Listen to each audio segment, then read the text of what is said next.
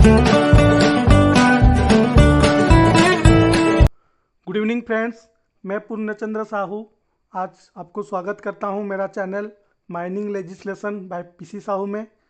आज मैं अपलोड करने जा रहा हूं एक नया क्वेश्चन सेट 13, जिस क्वेश्चन सेट भी बहुत ही इम्पोर्टेंट क्वेश्चन सेट आने वाला सीबीटी एग्ज़ाम के लिए।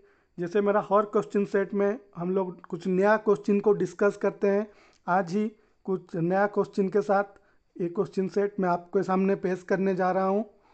दोस्तों, क्वेश्चन सेट को देखने से पहले मैं कुछ इम्पोर्टेंट टॉपिक के ऊपर डिस्कशन करना चाहूँगा कि जैसे दोस्तों आप लोग देख रहे होंगे कि किसी भी क्वेश्चन को जब हम एनालिसिस करते हैं, एनालाइज करने के वक्त में उसके बारे में जो दूसरा ऑप्शन भी देता है उसके बारे में डिटेल्स में आपको समझाता हूँ।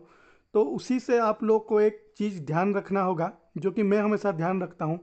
कहीं भी कभी भी आप लोग किसी क्वेश्चन के बारे में सुनते हैं या फिर पढ़ते हैं, मान लीजिए कि आप अपने फ्रेंड सर्कल के बीच बैठ रहे हैं, डिस्कस कर रहे हैं एग्जाम के बारे में, कोई दूसरा फ्रेंड आपको कुछ क्वेश्चन पूछ रहा है, उसका आंसर बता रहा है, तो आपको एक चीज़ को हमेशा ध्यान रखना चाहिए कि मान लीजिए जैसे मैं एक एग्जाम्पल दे के समझाऊँगा तो आपको शायद बेटर समझ में आएगा।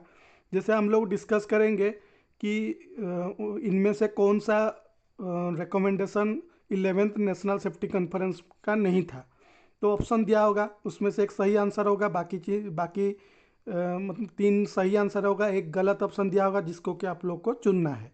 तो इसी क्वेश्चन मान लीजिए डिस्कस किए आपका फ्रेंड सर्कल के बीच, तो आप उसी में अटक मत जाइए। वो तो ठीक है, उस क्वेश्चन का आंसर आपको मालूम हो गया, फिर भी उस चीज़ को आप ज़रूर ध्यान में रखिए कि ये जो बाकी 3 ऑप्शन तो ठीक था और एक जो गलत ऑप्शन था, मतलब 11 से नेशनल सेफ्टी कॉन्फ्रेंस का नहीं था, वो किसी दूसरा का था, मान लीजिए 10 का या फिर 12 का था या फिर 9 का था, किसी दूसरा नेशनल सेफ्टी कॉन्फ्रेंस का था। तो उसी वक्त आपका दिमाग में ये आना चाहिए कि ठीक है, ये तो हम लोग पता है कि ये 11 नेशनल सेफ्टी कॉन्फ्रेंस में कौन कौन सा रिकमेंडेशन हुआ था उसको समझ लिया हम लोग, लेकिन 9th में क्या था, 10th नेशनल सेफ्टी कॉन्फ्रेंस में क्या था, या फिर 12 नेशनल सेफ्टी कॉन्फ्रेंस में क्या था, ये नेशनल सेफ्टी कॉन्फ्रेंस कब हुआ था, कहाँ हुआ था, ये चीज़, ये एनालिसिस आपका दिमाग में आना चाहिए। समझ रहे हैं ना मैं क्या बोल रहा हूँ?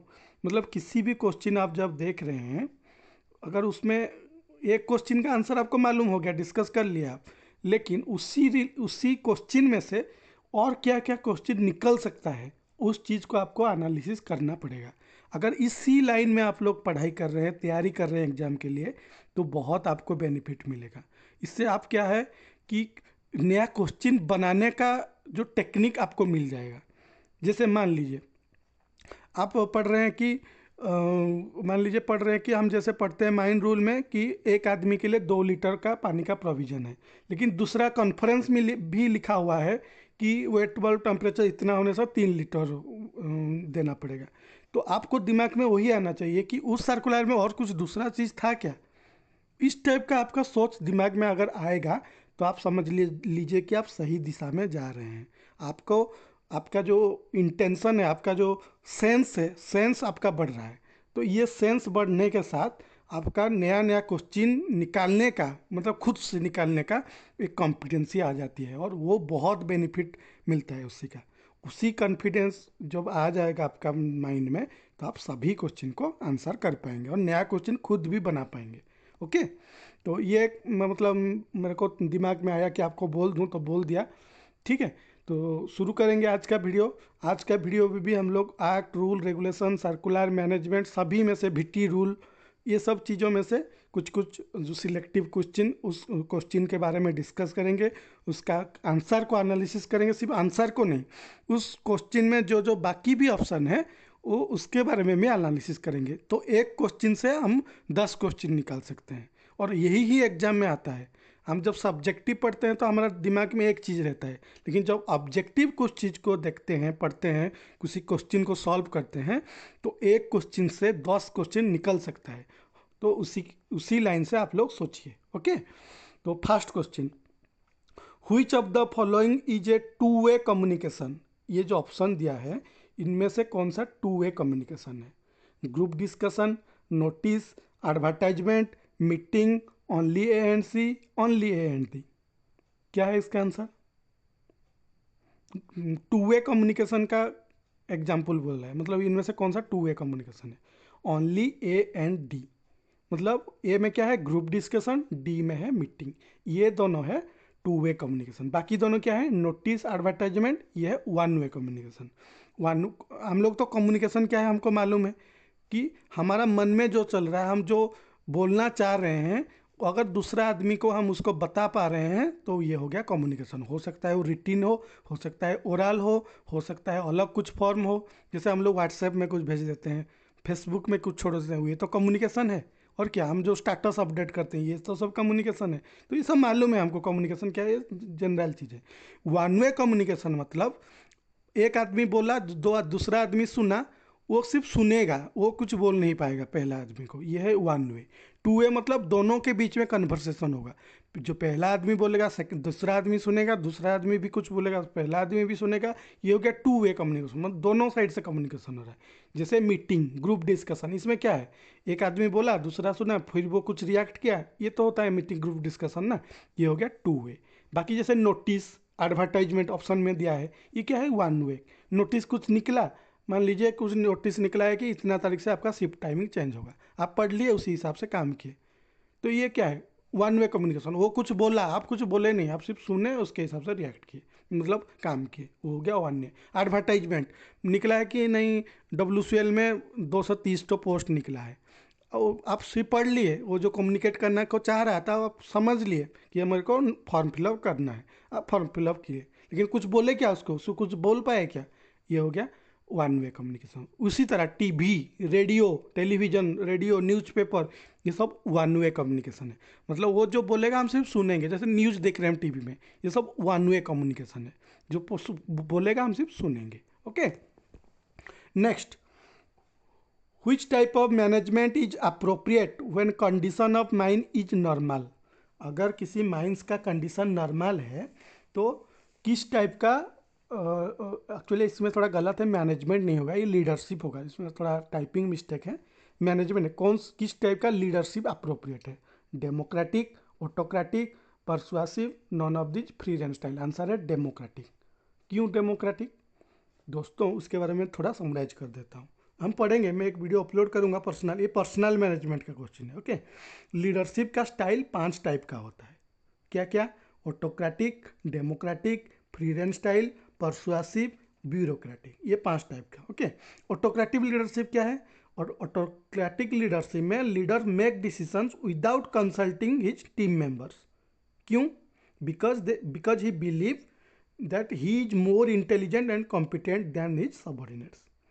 ऑटोक्रेटिक टाइप का जो लीडरशिप में जो लीडर होता है, वो किसी भी डिसीजन लेने से पहले ये अपना टीम मेंबर को पूछता नहीं है कुछ चीज़, मतलब ये करेंगे नहीं करेंगे, ये बहुत अच्छा होगा कि नहीं, बुरा होगा क्या, क्या इसका एडवर्स इफेक्ट होगा, ये सब कुछ डिस्कशन ही नहीं करता। वो सोचता है कि मैं इनसे ज़्यादा इंटेलिजेंट हूँ, ज़्यादा कॉम्पिटेंट हूँ, इसीलिए तो मैं हायर पोस्ट में हूँ ना, तो इन लोगों को क्यों पूछूँ। ये होता है ऑटोक्रेटिक स्टाइल ऑफ लीडरशिप, जैसे नेपोलियन, हिटलर, इस स्टाइल का। तो इस टाइप का लीडरशिप मतलब बुरा नहीं है, ये भी अप्रोप्रिएट है, ये उसी उसका जगह पे ये सही है। ये लेकिन कहाँ सही है, जहाँ आपका माइन या इंडस्ट्री का कंडीशन बैड है, बहुत ख़राब है, उस टाइम में ज़रूरी है। मान लीजिए जैसे, ठीक है, मैं पहले बोल देता हूँ, फिर एग्जाम्पल देके समझाऊंगा। ओके, नेक्स्ट स्टाइल है डेमोक्रेटिक। डेमोक्रेटिक स्टाइल जो लीडरशिप है, उसमें क्या होता है, जो लीडर होता है अपना टीम मेंबर्स के साथ डिस्कस करते हुए अपना व्यू रखता है, उनका व्यू भी सुनता है। ऐसा नहीं कि वो जो बोलते हैं ऐसे काम करता है, ऐसा नहीं, फाइनल डिसीजन तो खुद लेता है, लेकिन उनका व्यू भी सुनता है, कुछ अच्छे सजेशन आ रहे हैं क्या, उनका क्या मतामत है इस चीज़ में, उनका व्यू भी लेता है, अपना व्यू भी उनको सुनाता है, और जो अच्छा निकल के आता है जो रिजल्ट, जो डिसीजन, उसको फिर वो इम्प्लीमेंट करता है। तो ये पार्टिसिपेटिव टाइप का। जिसे ऑटोक्रेटिक लीडरशिप में ऐसा नहीं होता है, वो खुद डिसीजन लेता है। ऑटोक्रेटिक को दूसरा नाम भी ऑथोरिटेरियन भी है। और डेमोक्रेटिक जिसमें वो सबको मिल के सबका डिसीजन, सॉरी सबका व्यू लेके डिसीजन लेता है, वो पार्टिसिपेटिव भी उसको बोलते हैं। तो ऑटोक्रेटिक का अलग नाम ऑथोरिटेरियन भी है, डेमोक्रेटिक का अलग नाम, और मतलब दूसरा एक नाम पार्टिसिपेटिव भी होता है। तीसरा लीडरशिप स्टाइल है free range style. Free leadership style में leaders completely delegate the responsibility to his subordinates and do not interfere. इसमें क्या होता है, जो फ्री रेंज स्टाइल में लीडर पूरा मतलब जिम्मेदारी सौंप देता है सबऑर्डिनेट्स के ऊपर। ठीक है, आप जो डिसीजन लेना है लो, मेरे को सिर्फ बता दो मैं कहाँ साइन करना है। मतलब वो उसमें इंटरफियर ही नहीं करता है।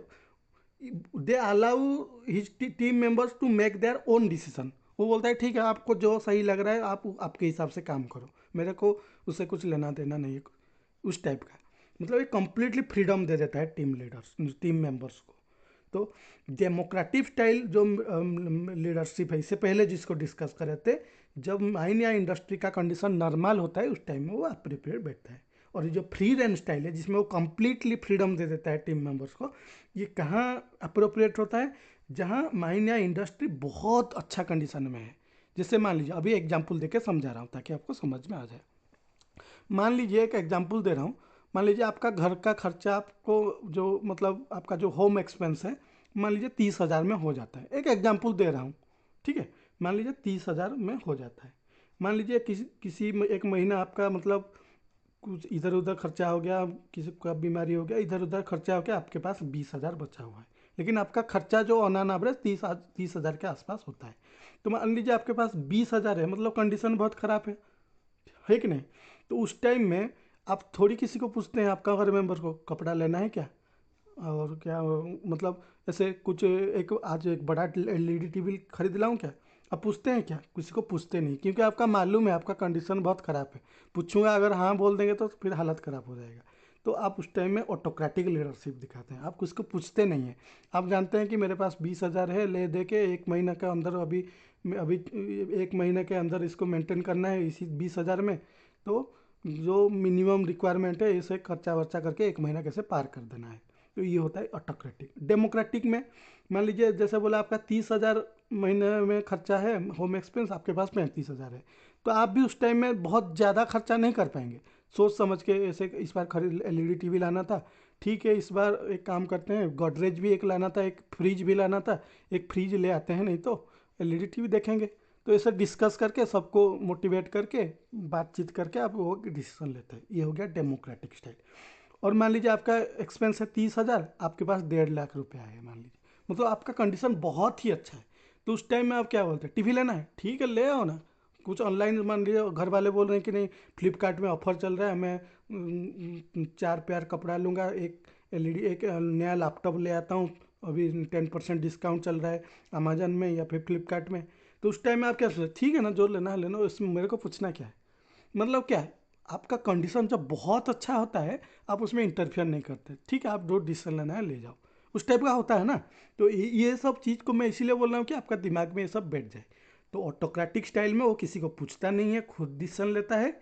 जब माइंड्स का कंडीशन बहुत ख़राब रहता है, ये उस टाइम में अप्रोप्रिएट है। डेमोक्रेटिक स्टाइल में सबका व्यू लेके सबका लेके वो डिसीजन लेता है जब माइंड्स का कंडीशन नॉर्मल रहता है। फ्री रेंज स्टाइल में वो टोटली डेलीगेट कर देता है अपना अथॉरिटी, टोटल फ्रीडम दे देता है टीम मेंबर्स को। जब माइंस या इंडस्ट्री का कंडीशन बहुत ही अच्छा रहता है उस टाइम में ये अप्रोप्रिएट है। 3 हो गया, ओके। फिर परसुआसिव। परसुआसिव स्टाइल में जो लीडर होता है उसको, वो ऑलरेडी डिसीजन ले चुका होता है कि मेरे को क्या करना है। वो खाली फॉर्मेलिटी के लिए अपना टीम मेंबर्स को इन्वॉल्व करता है, उनको पूछता है, और लेकिन अपना जो डिसीजन वो पहले से जो ले चुका है उसके तरफ उनको मोटिवेट करता है, ताकि ताकि उनको ये ना लगे कि मेरे को पूछ नहीं रहा है। जैसे मान लीजिए आपको आपका बजट है 30,000, आपके पास 50,000 हो, लाख 1 लाख भी हो, लेकिन आपका मन नहीं कर रहा है कि मान लीजिए एक कपड़ा खरीदना है। आप मान लीजिए एक दोस्त के बीच में, और दूसरा एग्जांपल दे रहा हूँ, ठीक है। मान लीजिए आप 2-3 दोस्त हैं, आप जब भी कपड़े खरीदते हैं तो मिलजुल के खरीदते हैं, एक साथ खरीदते हैं, चाहे 6 महीने में एक बार, 2 महीने में एक बार, कभी मतलब इकट्ठा खरीदते हैं। तो आपका मन नहीं है, जो बाकी जो लोग हैं वो लोग का मतलब खरीदने का मन है, लेकिन आपका मान लीजिए खरीदने का मन नहीं है। या फिर आप किसी एक पर्टिकुलर ब्रांड खरीदना चाहते हैं, मान लीजिए किलर्स जीन्स है, या फिर पीटर इंग्लैंड का जीन्स है। मान लीजिए आपका पसंद है पीटर इंग्लैंड, आप डिसीजन ले लिए हो कि मेरे को पीटर इंग्लैंड का जीन्स ही लेना है। लेकिन अगर उन लोगों को पूछूं तो वो लोग हो सकता है किसी दूसरा ब्रांड सजेस्ट करें। तो उस टाइम में आपका दिमाग में सेट हो गया कि मेरे को पीटर इंग्लैंड ही लेना है। लेकिन आप उनको क्या बोलते हैं? मेरे को एक पैंट खरीदना था, कौन सा ब्रांड का लेने का होगा, ठीक होगा, किलर्स जीन्स लेते हैं क्या, बोल देते हैं ऐसे। लेकिन आपका मन में वो सब खरीदने का नहीं है, आप क्या बोलते हैं? किलर जीन्स का मैं लिया था, वो कलर फेड हो गया, ज़्यादा दिन गया नहीं, पीटर इंग्लैंड को थोड़ा वो भी उतना अच्छा नहीं है, लेकिन वो ठीक ठाक है। मैं तो हो गया 4-5 साल हो गया पहन रहा हूँ, कुछ तो कंप्लेन नहीं है।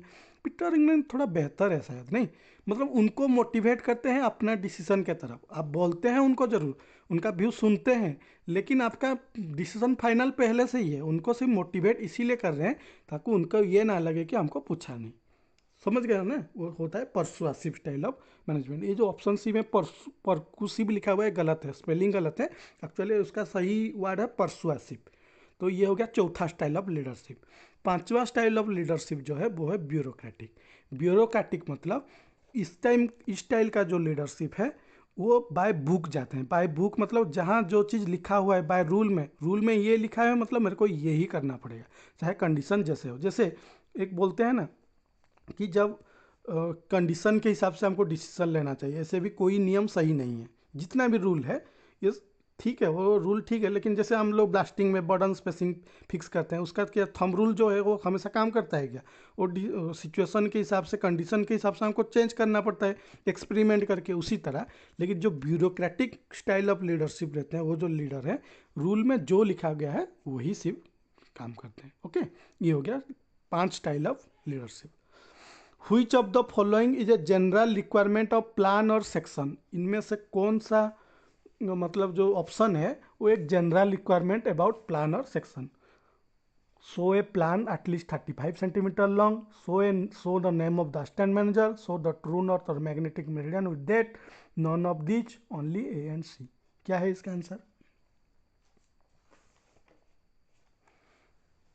बोलिए आप।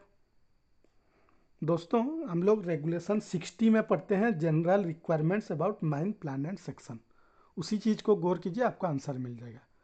इसका सभी सही, सभी जो ऑप्शन गलत है, ऑप्शन सी सही है। ये एक जनरल रिक्वायरमेंट है।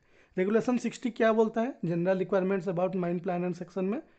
कि सबसे पहले बोलता है कि every plan and section shall show name of the mine, mines का नाम, उसका ऑनर का नाम, and purpose for which the plan और सेक्शन इज प्रिपेयर्ड। किस पर्पोज के लिए प्लान और सेक्शन प्रिपेयर किया गया है, क्या है, सरफेस प्लान है, वाटर डेंजर प्लान है, क्या है, वो सिर्फ लिखना चाहिए।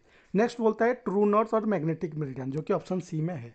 फिर बोलता है scale of plan at least 25 centimetre long and suitably subdivided, जो कि ऑप्शन ए में 35 सेंटीमीटर लिखा है, एक्चुअली क्या है 25 सेंटीमीटर। इसके बाद रिप्रेजेंटेटिव फैक्टर के बारे में बोलता है, आरएफ के बारे में, कि जैसे माइका माइंस या फिर बिलो ग्राउंड माइंस के लिए 200:1, लार्ज ओपन कास्ट माइंस के लिए 2000:1, अदर केसेस के लिए 1000:1। फिर बोलता है कि जो convention shown in second schedule of MMR के हिसाब से मतलब प्लान एंड सेक्शन बनाएंगे, यही से सभी तो जनरल रिक्वायरमेंट्स है ना। और फिर ओपन कास्ट के लिए 12 मंथ में अपडेट करेंगे प्लान सेक्शन को, इसको क्वार्टरली मतलब 3 महीने में अंडरग्राउंड के लिए। तो ये सब रेगुलेशन 60 में दिया हुआ है, ठीक है।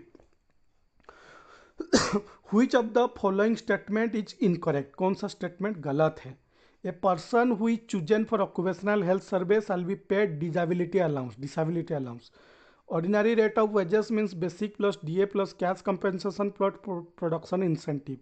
The time spent by the person for occupational health survey is counted towards his working time. None of these. कौन सा स्टेटमेंट गलत है? देखिए मैं जो पहले बोल रहा था जो स्टार्टिंग में, ये क्वेश्चन जब पढ़े ना दिमाग में आना चाहिए कि ये कौन सा रेगुलेशन या कौन सा सेक्शन का है। ये सेक्शन 9A का क्वेश्चन है, आपको अगर याद होगा ये सेक्शन 9A का क्वेश्चन माइंस एक्ट का। तो ऑप्शन ए सही इनकरेक्ट है, बाकी दोनों सब सही है। इनकरेक्ट क्यों? डिसेबिलिटी अलाउंस ऐसे नहीं कि जिसी को भी हम लोग ऑक्यूपेशनल हेल्थ सर्वे के लिए सिलेक्ट किए उसको डिसेबिलिटी अलाउंस मिलेगा, ऐसा नहीं है। क्या क्या है उसमें प्रोविजंस, समराइज कर देता हूँ कि जो टाइम स्पेंड करेगा, जो आदमी को हम चूज किए हैं ऑक्यूपेशनल हेल्थ सर्वे के लिए, जो टाइम स्पेंड करेगा वो काउंट किया जाएगा उसका वर्किंग टाइम, मतलब वो काम कर रहा है उसी हिसाब से उसको काउंट किया जाएगा। अगर वो फिर ओटी भी किया मतलब 8 घंटे से या सॉरी 9 घंटे जी जो भी प्रोविजन है, अंडरग्राउंड के लिए अलग है, ओपन कास्ट के लिए अलग है। तो अगर ओटी का प्रोविजन है मतलब अगर वो ओवर टाइम भी कर रहा है उसको ओवर टाइम भी दिया जाएगा, और ऑर्डिनरी रेट ऑफ वेज हिसाब से दिया जाएगा। ऑर्डिनरी रेट ऑफ वेज क्या बोलता है? Basic veg plus DA plus underground allowance cash compensation और प्रोडक्शन इंसेंटिव। प्रोडक्शन इंसेंटिव को छोड़ के बाकी किसी बोनस उसमें ऐड नहीं होता है ऑर्डिनरी रेट ऑफ वेजेस में, जो मंथली वेजेस में मिलता है ऑर्डिनरी रेट ऑफ वेजेस में वो ऐड नहीं होता है, सिर्फ प्रोडक्शन इंसेंटिव ही ऐड होता है। फिर क्या बोलता है, अगर ऑक्यूपेशनल हेल्थ से सर्वे के दौरान एक आदमी अनफिट पाया गया तो वो एंटाइटल्ड होगा फ्री मेडिकल ट्रीटमेंट के लिए at the cost of owner agent और manager with full wages during the period of such treatment. Free medical treatment दिया जाएगा, फिर उसको फुल पेमेंट भी दिया जाएगा ड्यूरिंग द ट्रीटमेंट पीरियड, जब तक वो ट्रीटमेंट हो रहा है उसको फुल वेजेस भी दिया जाएगा।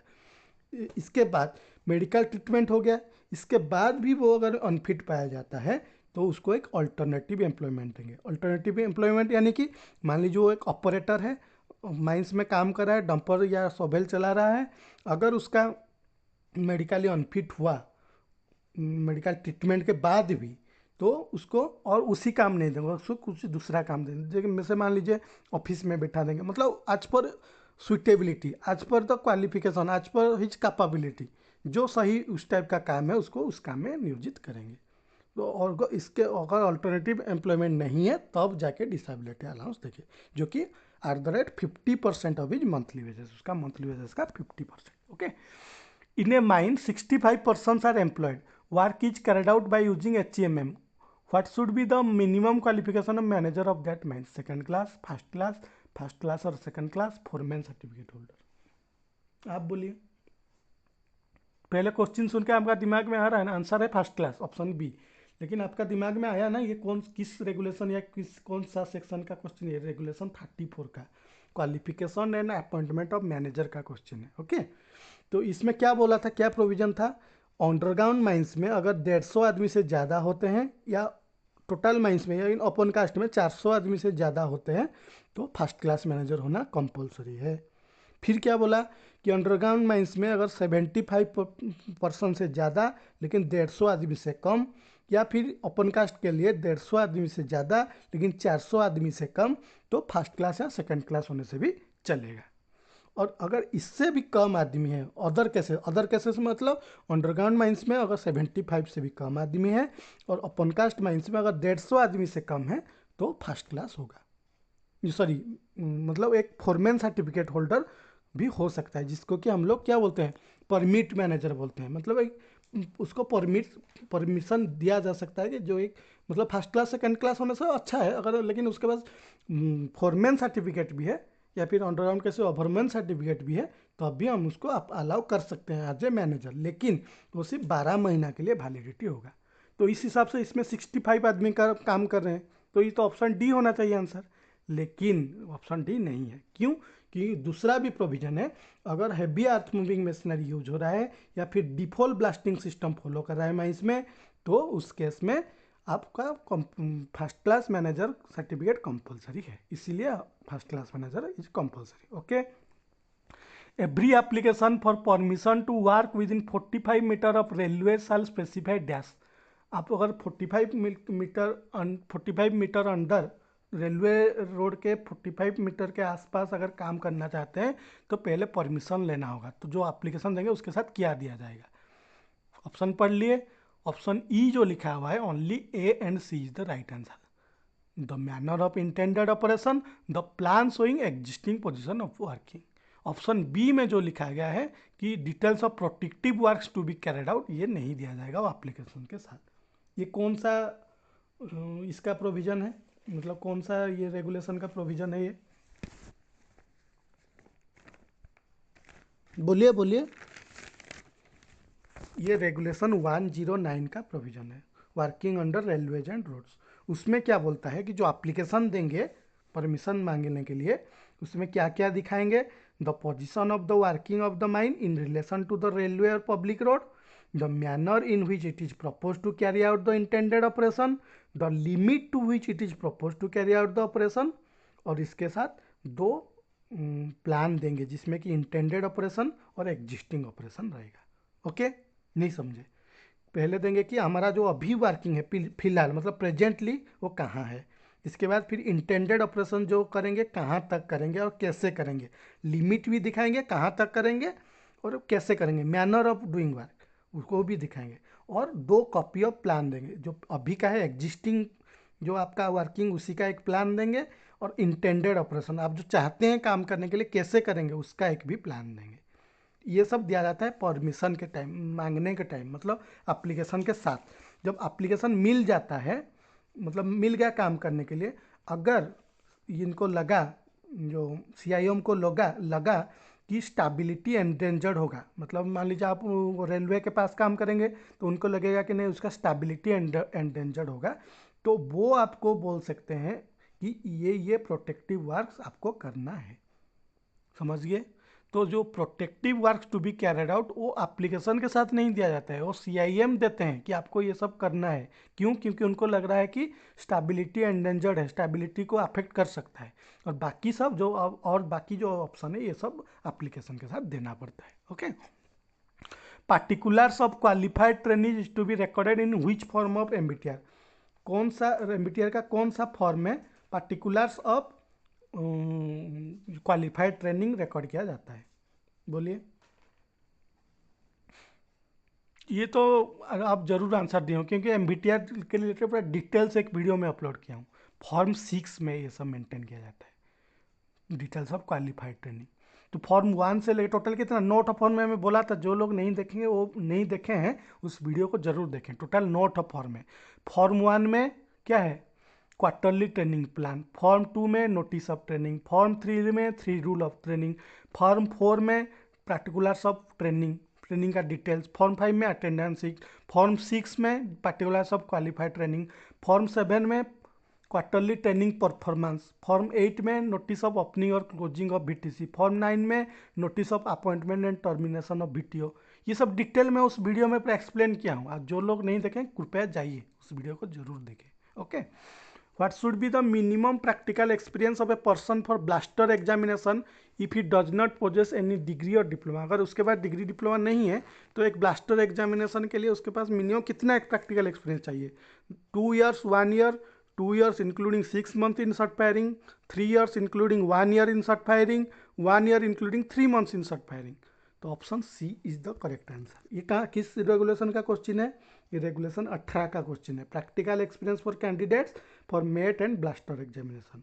तो उसमें जो जो प्रोविजन है, मेरे को मेट का याद नहीं आ रहा है इसलिए मैं अभी बोल नहीं पा रहा हूँ, ब्लास्टर का लेकिन मतलब याद है कि जैसे नॉर्मल केस है, मतलब जो जिसके बाद डिग्री डिप्लोमा नहीं है तो 2 साल का एक्सपीरियंस चाहिए, और 2 साल के अंदर मिनिमम 6 महीने का सर्ट फायरिंग में एक्सपीरियंस चाहिए।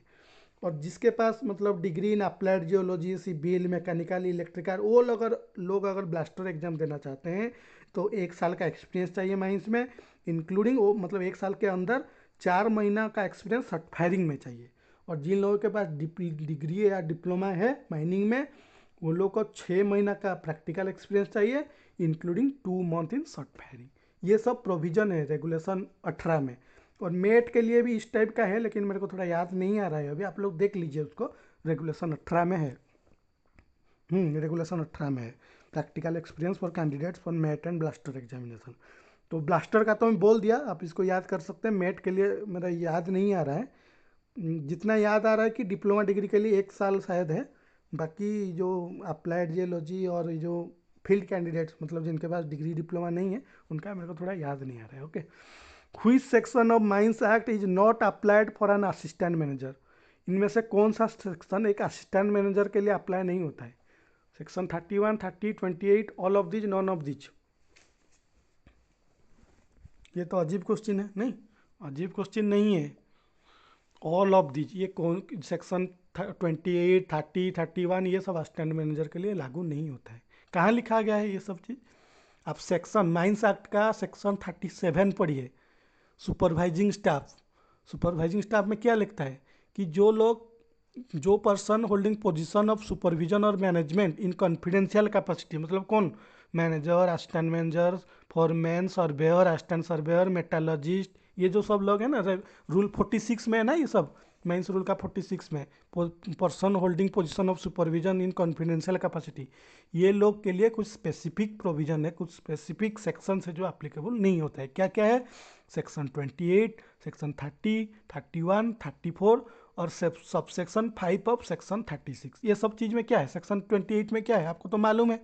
सेक्शन 28 याद है कि नहीं? सेक्शन 28 में है वीकली डे ऑफ रेस्ट, 29 में कंपेंसेटरी डे ऑफ रेस्ट, 30 में hours of work above ground, 31 में hours of work below ground, section 34 में prohibition of employment in certain cases, जो लिखा हुआ है ना 12 घंटे के अंदर अगर किसी महिला में काम किया होगा तो फिर अलाउ नहीं करेंगे, ये सब लिखा हुआ है ना 34 में, सेक्शन 34 का बात कर रहा हूँ।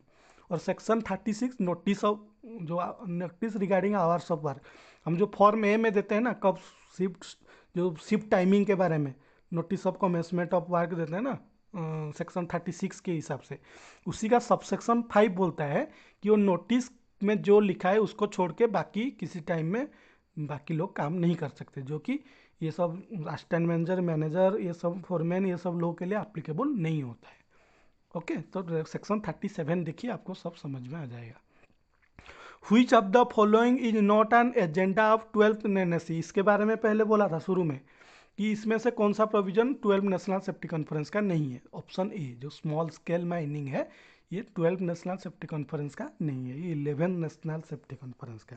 दोस्तों, मैं प्लान किया हूँ कि नेशनल सेफ्टी कॉन्फ्रेंस के बारे में ज़रूर एक वीडियो अपलोड करूँगा बहुत जल्दी, तो आप इस वीडियो को तो देखेंगे ज़रूर, मेरे को मालूम है। मेरे को ये सिर्फ मतलब आपको बोलना मैं चाहता था कि आप जब नेशनल सेफ्टी कॉन्फ्रेंस पढ़ रहे हैं ना, आप तो अंदर का चीज़ पढ़ रहे हैं, ठीक है, लेकिन उसका जो हेडिंग है, मतलब एजेंडा में क्या क्या था, क्या क्या चीज़ डिस्कस हुआ था, जैसे 12th NSE में electrical safety, role of information technology in mining sector, फिर prevalence of pneumoconiosis, silicosis, strategy for disaster prevention in coal mines, ये सब जैसे था। जैसे भाई उस टाइप का 11th NSE में small scale mining, surface and underground transport machinery, risk control management, safety health and welfare of contractual worker, मतलब जो हेडिंग पॉइंट है उसको भी याद कीजिए, उस टाइप का क्वेश्चन आ जाता है, बहुत बार इस टाइप का क्वेश्चन आता है, मतलब कौन सा नेशनल सेफ्टी कॉन्फ्रेंस में क्या डिस्कस किया गया था, अंदर का चीज़ तो ठीक है, लेकिन जो हेडिंग, तो आप इस टाइप का भी ध्यान दे के पढ़िए, मतलब हेडिंग में क्या क्या था, 11th में क्या था, 12th में क्या था, 9th में क्या था, 10th में क्या था, जो टोटल नेशनल सेफ्टी कॉन्फ्रेंस 12 हुआ है ना, उसमें से आप सिर्फ 9th, 10th, 11th, 12th पढ़िए, बाकी चीज़ को छोड़िए, बाकी चीज़ में उतना कुछ इंपॉर्टेंट रिकमेंडेशन हुआ नहीं था। मैं इसको आपको गारंटी दे के बोल रहा हूँ कि आप सिर्फ 9th, 10th, 11th, 12th पढ़िए, आपको जरूर उसी में से ही क्वेश्चन आएगा, बाकी कॉन्फ्रेंस छोड़ दीजिए। हाँ, और एक चीज़, कहाँ हुआ था, कब हुआ था, ये चीज़ को ज़रूर याद रखें। इसके ऊपर जब मैं वीडियो बनाऊंगा ना तो डिटेल उसके बारे में बोलूँगा, मेरे को अभी याद नहीं, लेकिन 12 नेशनल सेफ्टी कॉन्फ्रेंस तो जनवरी 2020 में हुआ था, 28-29 तारीख को न्यू दिल्ली में, और 11th वाला तो 2013 में हुआ था न्यू दिल्ली। अब मतलब देखिए, फास्ट 4 जो ना नेशनल सेफ्टी कॉन्फ्रेंस 1, 2, 3, 4, वो सब कलकत्ता में हुआ था, इसके बाद सब न्यू दिल्ली में ही हुआ है, 5th से लेकर 12th था। इसको इसलिए याद करने का ज़रूरत नहीं, सिर्फ साल और मंथ याद कीजिए। 2000 में हुआ था 9th, 2007 में 10th, 2013 में 11th, 2020 में 12th, ये सब याद कीजिए। डेट, हाँ ठीक है, डेट भी याद रख सकते हैं, सिर्फ 4 तो डेट याद रखना है क्या, 9th, 10th, 11th, 12th, बाकी छोड़ दीजिए, मैं आपको कॉन्फिडेंटली बोल रहा हूँ, बाकी में क्वेश्चन नहीं आएगा। सिर्फ 4th NSE का एक मतलब रिकमेंडेशन JDP, उसको मतलब याद रखने का जरूरत नहीं, खाली फुल फॉर्म याद रखिए, JDP मतलब जीरो एक्सीडेंट पोटेंशियल। ओके, तो JDP का फुल फॉर्म पूछ सकता है। Next question, unit of luminous intensity dash, luminous intensity का यूनिट क्या है लुमिनस इंटेंसिटी का, ये locks, candela, lumen, candela, answer क्या है, कैंडेला। अच्छा, लुमिनस इंटेंसिटी क्या है दोस्तों, लोग जानते हैं ना। देखिए, आपको तो समझ में आ रहा होगा कि इल्यूमिनेशन रिलेटेड ये है क्वेश्चन। दोस्तों, इल्यूमिनेशन रिलेटेड कुछ इंपॉर्टेंट टर्म्स है, मैं बता रहा हूँ आपको, थोड़ा इसको थोड़ा गौर कीजिए, ठीक है। सबसे पहले लुमिनस एनर्जी। लुमिनस एनर्जी मतलब क्या, it is the perceived energy of light. Perceived energy मतलब जो लाइट में जो एनर्जी है ऑलरेडी उसके अंदर, उसको बोलते हैं लुमिनस एनर्जी, ठीक है। फिर आता है लुमिनस फ्लक्स। लुमिनस फ्लक्स क्या है कि जो लुमिनस एनर्जी मतलब उसके अंदर जो एनर्जी है, यूनिट टाइम में कितना मतलब एमिट कर रहा है, मतलब the light emitted by A light source per unit time, मतलब 1 सेकेंड में कितना लाइट एनर्जी निकल रहा है, तो है उसका लुमिनस फ्लक्स, जो इसका ये यूनिट है लुमेन। ओके, तीसरा आ गया इल्यूमिनेंस। इल्यूमिनेंस मतलब लुमिनस फ्लक्स पर पर स्क्वायर मीटर ऑफ एरिया, मतलब जो एनर्जी निकल रहा है पर यूनिट में, मतलब पर सेकेंड में कितना निकल रहा है, वो हो गया लुमिनस फ्लक्स। लेकिन पर स्क्वायर मीटर में कितना एनर्जी मतलब उसके ऊपर गिर रहा है एरिया में, वो हो गया इल्यूमिना, जिसका कि जो ये यूनिट है लॉक्स। हम लोग मापते हैं ना, जब इल्यूमिनेशन सर्वे करते हैं 10 हॉरिजॉन्टल, ये वर्टिकल, ये सब लॉक्स मापते हैं ना। तो लॉक्स क्या है, मतलब एक यूनिट टाइम में, मान लीजिए 1 सेकेंड में 1 स्क्वायर मीटर एरिया में कितना लाइट गिर रहा है। तो इसका यूनिट है लुमेन पर मीटर स्क्वायर, जिसको कि हम लोग लॉक्स बोलते हैं। समझ में आ गया। फिर आ गया लुमिनस इंटेंसिटी। लुमिनस इंटेंसिटी क्या है, the quantity of visible light that is emitted in unit time पर सॉलिड एंगल। मतलब क्या है, मतलब लाइट तो ठीक है निकल रहा है, लेकिन जो विजिबल लाइट है पर यूनिट टाइम कितना निकल रहा है, वो है लुमिनस इंटेंसिटी। इसका जो यूनिट है कैंडेला। ओके। फिर आता है लुमिनांस। लुमिनांस क्या है, luminance intensity per unit projected area, मतलब पर स्क्वायर मीटर एरिया में कितना विजिबल लाइट गिर रहा है, वो हो गया लुमिनांस, कैंडल पर स्क्वायर मीटर। समझ में आया, नहीं समझ में आया? और एक बार अच्छे से बता रहा हूँ, थोड़ा सुनिए। सबसे पहले जो जनरल है लुमिनस एनर्जी। लुमिनस एनर्जी मतलब वो लाइट के अंदर कितना एनर्जी है उसके पास, वो है लुमिनस एनर्जी। इसके बाद बोलता है पर यूनिट टाइम, मान लीजिए 1 सेकेंड में कितना एनर्जी निकल रहा है उस लाइट सोर्स से, वो हो गया लुमिनस फ्लक्स, जिसका कि यूनिट है लुमेन। समझ में आ गया। तीसरा चीज आ गया कि ठीक है पर सेकेंड में कितना निकल रहा है, लेकिन पर स्क्वायर मीटर एरिया में कितना गिर रहा है, वो हो गया इल्यूमिनेंस, जिसको कि हम लोग लॉक्स बोलते हैं। मतलब लुमेन पर मीटर स्क्वायर में कितना लुमेन गिर रहा है, वो हो गया लॉक्स। समझ में आया। फिर आ गया लुमिनस इंटेंसिटी। लुमिनस इंटेंसिटी क्या है कि लाइट तो गिर रहा है ठीक है, लेकिन कितना विजिबल लाइट है। विजिबल लाइट मतलब जो लाइट सोर्स से निकलता है उसका मतलब पूरा 100% हमको दिखाई नहीं देता। मतलब उसका साइड साइड में आप देखेंगे ना, मतलब थोड़ा अंधेरा अंधेरा अंधेरा अंधेरा फिर दिखाई नहीं देता। तो जो विजिबल लाइट है वो पर यूनिट टाइम कितना निकल रहा है, वो हो गया लुमिनस इंटेंसिटी, जिसका कि यूनिट है कैंडेला। ओके। फिर लुमिनांस, एक है इल्यूमिनांस, एक है लुमिनांस। लुमिनांस मतलब ये जो लुमिनस इंटेंसिटी मतलब जो visible light per unit time में कितना निकल रहा है, वो पर स्क्वायर मीटर एरिया में कितना गिर रहा है, वो हो गया लुमिनांस, जिसका कि यूनिट है कैंडेला पर मीटर स्क्वायर। हम इसको ब्राइटनेस भी बोल सकते हैं, मतलब जो विजिबल लाइट एक पर्टिकुलर स्क्वायर मीटर एरिया में कितना गिर रहा है विजिबल लाइट, वही तो ब्राइटनेस है, उसका यूनिट है कैंडेला पर मीटर स्क्वायर। तो समझ में आया कि नहीं आया? जो रिपीट करके मेरे वीडियो देखिए, आपको समझ में आएगा। लुमिनस एनर्जी, फिर लुमिनस फ्लक्स, फिर लुमिनस फ्लक्स पर स्क्वायर मीटर में कितना गिर रहा है, वो हो गया इल्यूमिनेंस। फिर लुमिनस इंटेंसिटी, फिर आ गया इल्यूमिनेंस। इल्यूमिनेंस एक अलग टर्म है, लुमिनेंस एक अलग टर्म है। इल्यूमिनेंस का यूनिट है लक्स और लुमिनेंस का कैंडेला पर स्क्वायर मीटर। ओके, आया समझ में? नहीं तो मेरा वीडियो को रिवाइंड करके देखिए। ओके, जब रिवाइंड करके बार बार देखेंगे, मैं सिंपली तरीके से बताया, आपको हो सकता है एक बार सुनने से समझ में नहीं आया होगा, लेकिन रिपीट करके वीडियो को देखेंगे तो आपको ज़रूर समझ में आएगा। एक कोई सी बड़ा चीज़ नहीं है, चीज़ छोटा है, लेकिन आपको अंडरस्टैंडिंग चाहिए। अंडरस्टैंडिंग तब आएगा जब आपका इंटरेस्ट बढ़ेगा। इंटरेस्ट के साथ सोर्स भी मिलना चाहिए। सोर्स मतलब आप चाह रहे हैं कि मेरे को मतलब समझना है, लेकिन कहाँ से समझूं, के कौन समझाएगा, अगर वो सोर्स नहीं मिलेगा फिर नहीं समझेंगे। इसी सोर्स का तो ये मेरा वीडियो माध्यम है, जितना मैं थोड़ा बहुत जानता हूँ इतना आपके पास पहुँचा रहा हूँ। तो आप अगर वीडियो नहीं देखेंगे तो कैसे फिर जान पाएंगे? मैं ये नहीं बोल रहा कि मैं ही सिर्फ बता रहा हूँ, दूसरा वीडियो भी यूट्यूब में अवेलेबल है, नेट में मिलेगा तो मिलेगा, किताब में मिलेगा, बहुत सारे किताब है मार्केट में। अब लवली प्रकाशन जाइए, दुनिया भर का किताब है, किसी भी किताब उठाइए आप मिल जाएगा। Okay. Fast notice of medical re examination is given before dash days. Medical जो री एग्जामिनेशन होता है उसका जो फास्ट नोटिस कितना दिन पहले दिया जाता है, ये तो सिंपल क्वेश्चन है। 20 डेज, 15 डेज, 10 डेज, 30 डेज। इसका आंसर क्या है? 15 डेज पहले। कौन सा फॉर्म में दिया जाता है? क्यू, फॉर्म क्यू में दिया जाता है।